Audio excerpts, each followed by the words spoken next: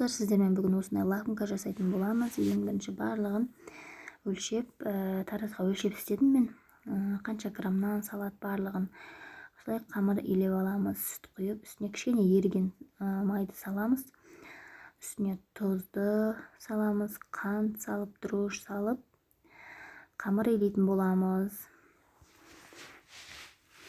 Барлығын міндетті түрде таразға өлшеп істесеңіздер әдемі шығады.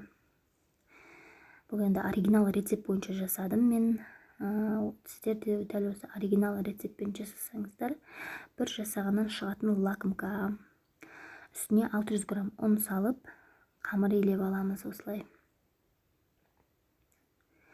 Жұмсақ етіп, үйін қандырып, осылай илеп аламыз қамырды.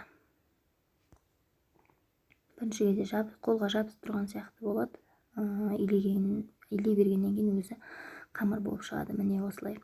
Содан кейін заварной крем дайындаймыз. Мен бұл жерде сливкімен де істеуге болады. Мен заварной жасадым.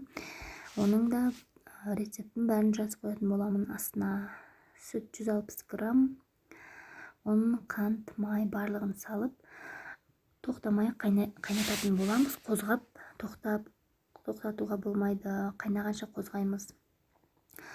Содан кейін оған дейін біздің қамырымыз ашып қалды.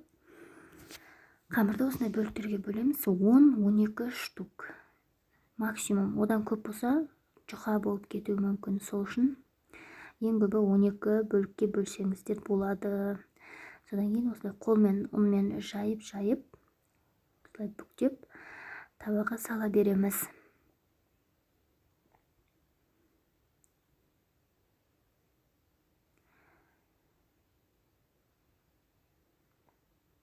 Содан кейін бетіне жұмыртқа жағамыз міндетті түрде. Бәрінің бетіне жұмыртқа жағып, табаға саламыз. 200-250 градуста пісіруге болады. Осындай жұмсақ болып піседі біздің лакомкаларымыз. Міне, мен жұқалау болып қалды, мен көп істегеннен кейін.